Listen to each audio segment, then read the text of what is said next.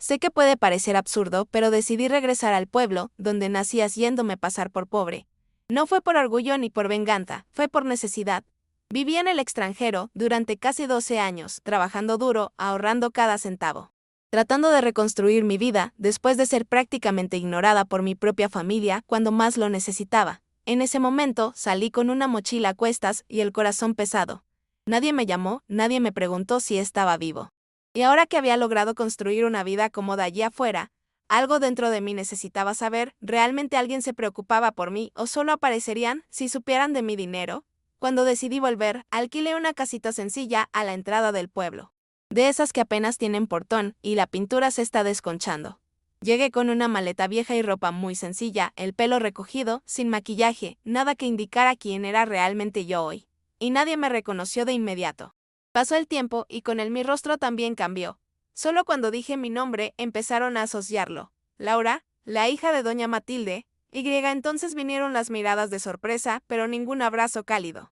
Ningún qué bueno verte de nuevo, solo comentarios cruzados y una curiosidad mal disimulada. Era como si estuvieran tratando de entender si había regresado a pedir ayuda o a traer problemas. El primer día que fui al mercado, me encontré con mi tía Lucía, la misma que decía que yo era como una hija para ella cuando era niña. Ella me miró como si hubiera visto un fantasma. Él sonrió torpemente. Me preguntó si había regresado para quedarme realmente y si necesitaba algo.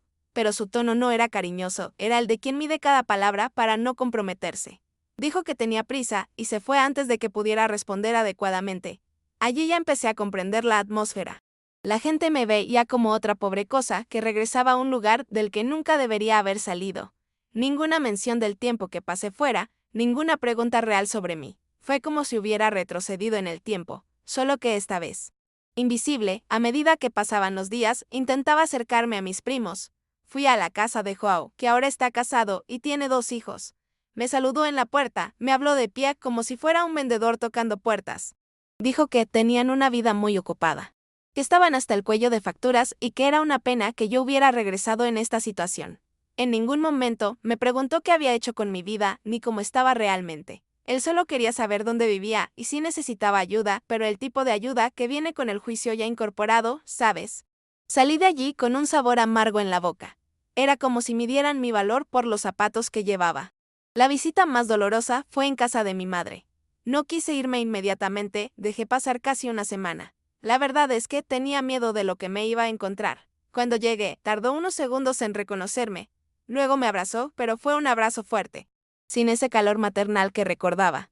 La casa estaba igual que antes, con ese olor a café recién hecho y un ligero moho saliendo del pasillo.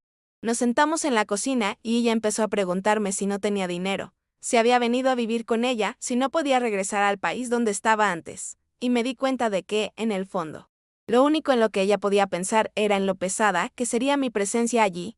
No me preguntó cómo había sobrevivido todo este tiempo, ni si realmente estaba bien. Ese mismo día me ofreció una habitación en la parte de atrás, donde antes había un trastero. Me dijo que podía quedarme allí hasta que me asentara, pero lo dijo como si me estuviera haciendo un gran favor, como si se lo hubiera pedido de rodillas. Le di las gracias. Pero decliné. Me inventé una historia, había conseguido un trabajo temporal en una panadería y me las arreglaba para sobrevivir. La verdad es que solo quería ver hasta dónde llegaba la verdadera preocupación de la gente. Y allí, una vez más, quedó claro, nadie quería saber quién era la Laura de hoy. Solo les preocupaban los inconvenientes que una mujer pobre traería a sus vidas.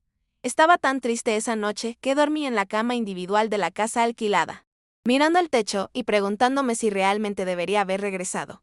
El otro día fui al centro del pueblo, donde solía jugar cuando era niño. Mucho había cambiado, pero el bar del señor Arlindo seguía siendo el mismo. Solo entré para tomar un refresco y pensar un poco. Allí conocí a Marcelo, un chico con el que tuve una amistad muy fuerte cuando era adolescente. Caminábamos juntos a todas partes y él decía que yo era la hermana que nunca tuvo. Cuando me vio, incluso se animó un poco. Me dio una palmadita en la espalda y me preguntó dónde había estado todo este tiempo. Le dije brevemente que había vivido en el extranjero y que ahora regresaba para comenzar mi vida de nuevo. Y él puso una cara extraña, como si estuviera decepcionado.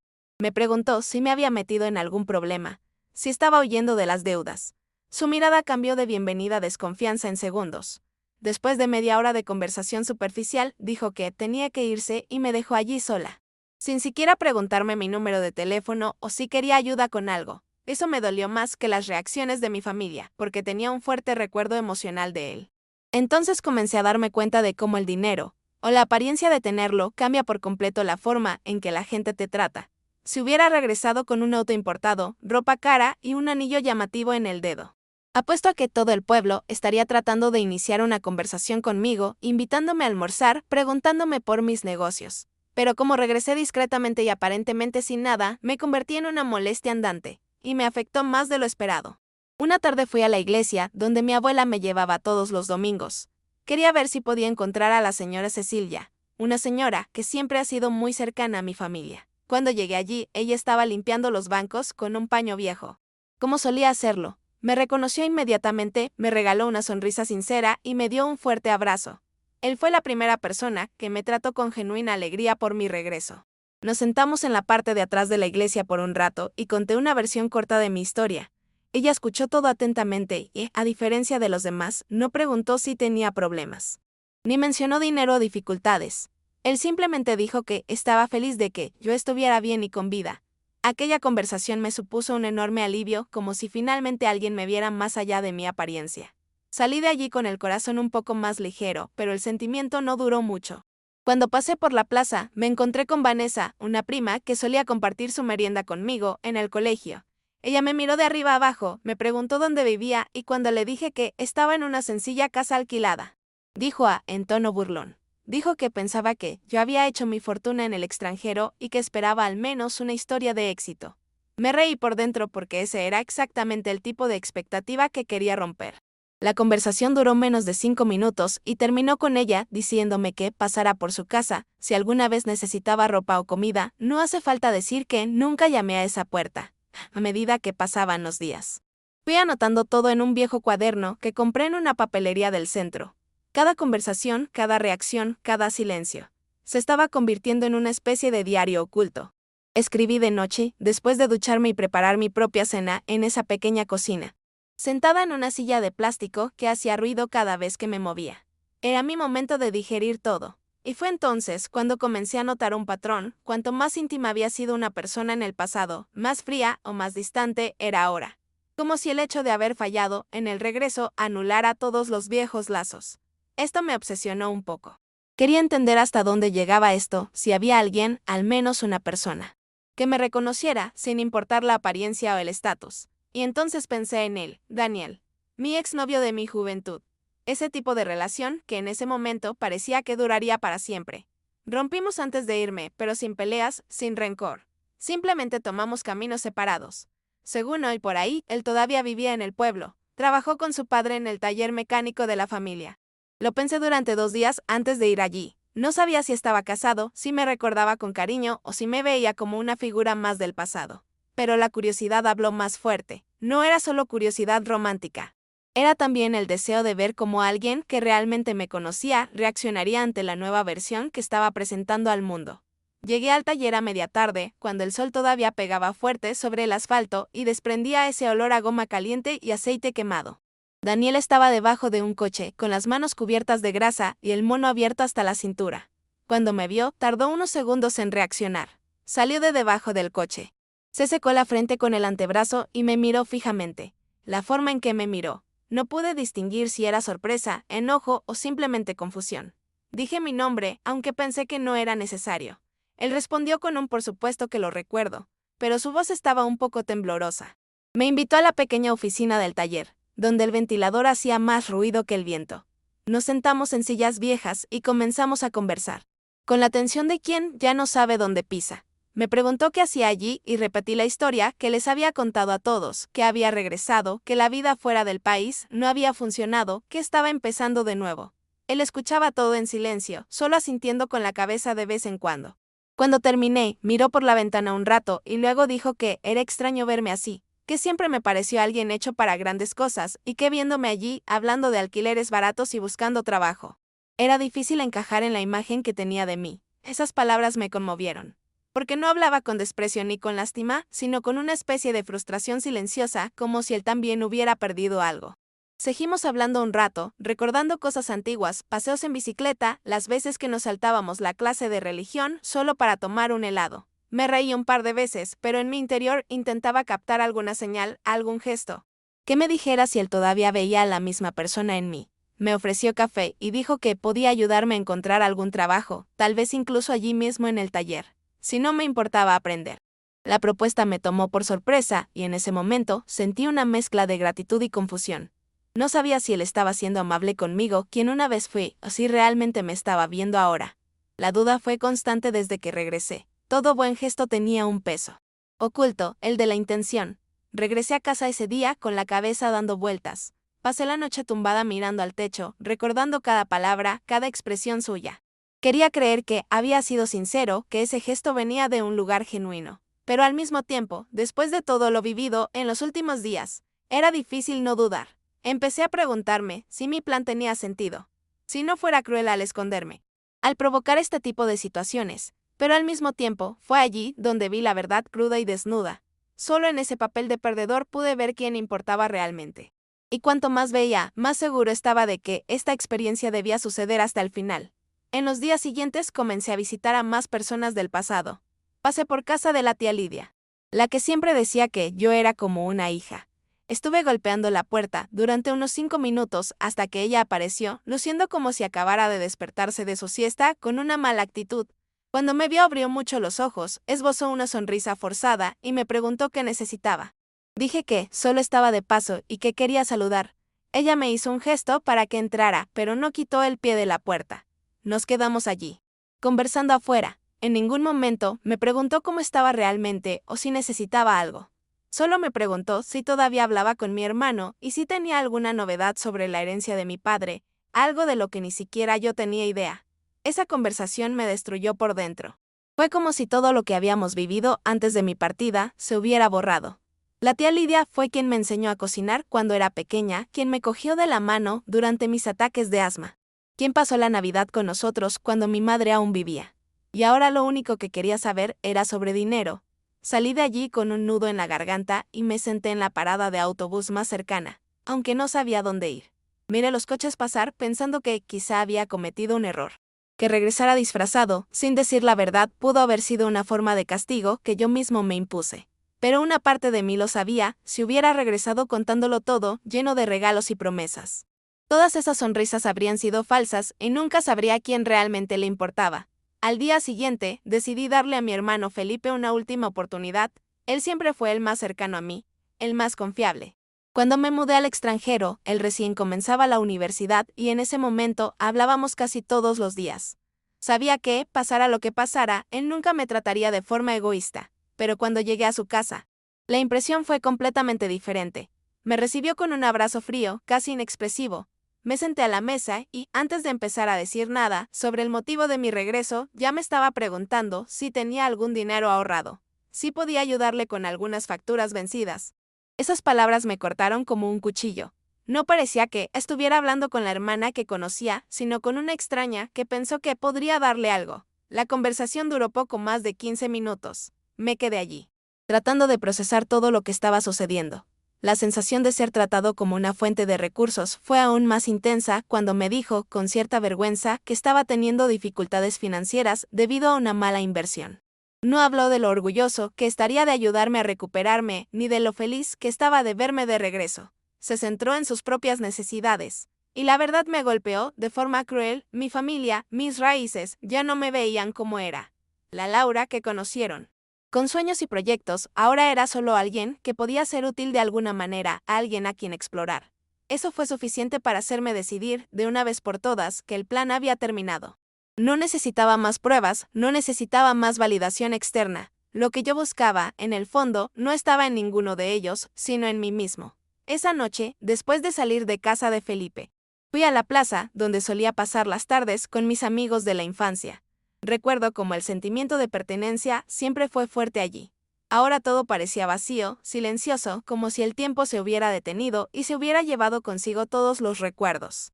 Me senté en el banco, donde solíamos reunirnos, y me quedé allí un largo rato, mirando las luces de la ciudad centellear en la distancia. Fue entonces cuando me di cuenta de que, por mucho que hubiera intentado demostrarles algo, en el fondo, Quien intentaba comprenderse a sí mismo era yo. Necesitaba deshacerme de esta búsqueda desesperada de aprobación. La persona que era y la persona en la que me convertí ya no dependían de la validación de nadie. Lo que realmente quería era liberarme de las expectativas que tenía puestas en mí mismo. Al final, ya no me importó si mi regreso había sido un fracaso o si ya no tenía un lugar en ese pueblo. Lo que realmente necesitaba entender era que la felicidad no estaba en los ojos de los demás, ni en sonrisas forzadas, ni en palabras bonitas. A ella le interesaba saber quién era yo realmente, sin esconderme, sin crear personajes. Decidí que, a partir de ese momento, iba a dejar de esconderme detrás de una versión de mí misma que agradara a los demás. Si alguien quería estar a mi lado, tendría que aceptarme tal como era. La mentira que había creado para mí había terminado y la persona real, con todos los defectos y logros, necesitaba emerger. La decisión fue difícil, pero cuando finalmente la tomé, sentí una paz que no había sentido en años. Al día siguiente me despedí de todos. No me despedí de ninguna manera porque sabía que si lo hacía, alguien me preguntaría algo que no quería responder. Me fui sin hacer promesas y sin explicar nada. Fui al centro de la ciudad, cogí el primer autobús y seguí mi camino. En el fondo, sabía que no importaba lo que la gente pensara de mí o de quienes me rodeaban. Lo que importaba era que iba a algún lado, otra vez, por mi cuenta. Algo dentro de mí había cambiado y ya no estaba dispuesto a seguir las expectativas de los demás. La sensación de libertad era indescriptible, como si finalmente me hubiera liberado de un peso que había estado cargando durante tanto tiempo. Cuando llegué a la estación de autobuses, ya era de noche. El lugar estaba vacío, a excepción de unos pocos pasajeros que esperaban sus autobuses. Me senté en un banco cerca del punto de embarque y observé las tenues luces del lugar. Fue entonces cuando algo me sorprendió, mi celular vibró. Era un mensaje de Daniel con una sola frase: si necesitas ayuda, sabes dónde encontrarme. Miré la pantalla y pensé por un momento. No sabía qué decir, si agradecerlo o ignorarlo. Pero algo me decía que, a pesar de todo, todavía tenía algo genuino en su corazón. Algo que no quería perder de vista. Decidí que, en ese momento, las palabras no eran lo más importante. Lo más importante era que había tomado el control de mi vida y ya no necesitaba que nada me definiera. Cuando llegó el autobús, subí y me senté junto a la ventana. El sonido del motor y el movimiento constante me trajeron una sensación de comodidad. Era como si con cada kilómetro recorrido fuera dejando más cosas atrás. El pueblo, mi familia. Las mentiras que me decía a mí mismo, todo parecía desaparecer, quedar atrás. Mirando por la ventana, vi las luces de la ciudad desvaneciéndose.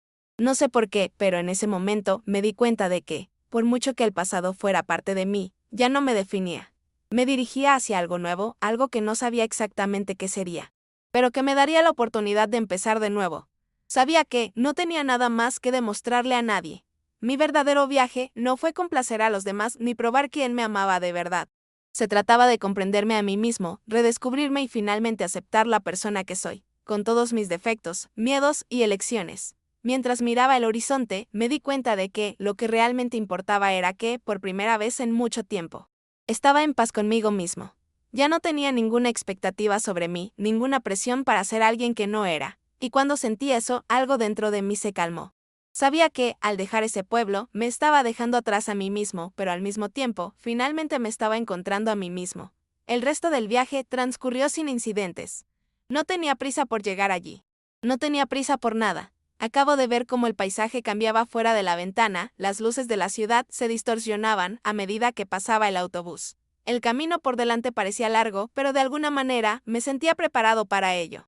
Sabía que con cada kilómetro recorrido me alejaba más de un pasado que ya no encajaba conmigo, pero al mismo tiempo estaba más cerca de una versión de mí mismo que quizás se había perdido con el paso de los años. No sabía qué me deparaba el futuro, pero por primera vez estaba dispuesto a descubrirlo. Cuando el autobús llegó a mi destino, salí con una sensación extraña, como si finalmente hubiera dado un paso hacia algo nuevo. No estaba segura de dónde viviría ni de cómo me mantendría, pero la idea de tener el control de mi vida me dio coraje. Lo que realmente sabía era que, desde ese momento, perseguiría lo que me hiciera feliz, aunque fuera por un camino inesperado. Sin los juicios de antes. Con una leve sonrisa en mi rostro, tomé mi mochila y caminé por la estación. Lo desconocido ahora parecía más atractivo que nunca. Las primeras semanas fueron difíciles, por supuesto. No tenía dónde quedarme, así que pasé algún tiempo en hostales y en casas de algunos conocidos. Pero cada lugar al que iba, cada cara nueva que conocía, me hacía darme cuenta de que ya no estaba solo. Las personas que realmente me importaban estaban allí. en espíritu, en esos pequeños recuerdos y gestos de bondad que se cruzaron en mi camino. Ya no se trataba de quien me amaba por lo que aparentaba ser, sino de quien me dio la oportunidad de ser quien realmente era. Comencé a construir mi vida de nuevo, pero ahora con la conciencia de que no necesitaba una persona que me hiciera merecedora de algo. Pasó el tiempo y las cosas empezaron a encajar. Conseguí un trabajo sencillo, pero que disfrutaba. Y poco a poco encontré mi lugar en ese nuevo lugar. Fue entonces cuando me di cuenta de que todo lo que había hecho, todas las mentiras y disfraces, no habían sido un error. De hecho, eran necesarios para que yo finalmente pudiera ver lo que realmente importaba. La prueba que impuse a todos los que me rodeaban me había mostrado más sobre mí mismo que sobre los demás, y al final aprendí que la verdad más difícil de afrontar era la mía propia. Un día, meses después, recibí una llamada de Felipe. Se disculpó conmigo y me dijo que, desde nuestro último encuentro, había reflexionado sobre todo lo sucedido. Me dijo que, en ese momento, estaba perdido en sus propios problemas y que no había sabido apoyarme como debía. Sabía que decía la verdad, pero no me enojé con él. Mi decisión de alejarme no fue por venganzas y no para encontrarme a mí mismo. Y de alguna manera, esa disculpa representó una sanación por lo que había dejado atrás. Ya no se trataba de esperar la ayuda o el apoyo de nadie, sino de saber que podía continuar mi viaje con o sin ellos. La vida continuó. Continué con mi rutina y a cada paso que daba. Tenía más certeza de que ese momento de volver a casa había sido un punto de inflexión. No porque hubiera aprendido algo fundamental sobre mi familia o la gente que me rodeaba, sino porque finalmente había aprendido sobre mí mismo. Me sentí completa de una manera que antes no sabía que podía sentirme así. Nunca más tuve que fingir ser alguien que no era. Y al final, lo que estaba buscando, lo que realmente necesitaba, estuvo frente a mí todo el tiempo, la libertad de simplemente ser yo. Unos meses después, recibí una carta. No era de Felipe, ni de mi familia. Era de un viejo amigo del que me había olvidado con el paso de los años. Uno de esos amigos que, no importa lo lejos que estén, siempre saben exactamente lo que necesitas oír. Me escribió para decirme que había oído hablar de mi viaje y que, a pesar de todo, estaba feliz de que yo hubiera tomado el control de mi vida. Me dijo que muchas veces es necesario perderse para encontrarnos. Y con esas palabras, algo dentro de mí se calmó de nuevo. Quizás en el fondo siempre supimos lo que teníamos que hacer, solo nos tomamos un tiempo para escuchar. Ahora, años después, mirando hacia atrás, veo que todo tuvo una razón. No necesitaba validación. No necesitaba demostrarle nada a nadie. Lo que importaba era mi viaje, mi descubrimiento personal. Por doloroso que fuera, era necesario. Y cuando miro mi presente, veo que la mujer que soy es la misma, pero también completamente diferente. Hoy tengo paz. Y no hay nada más valioso que eso.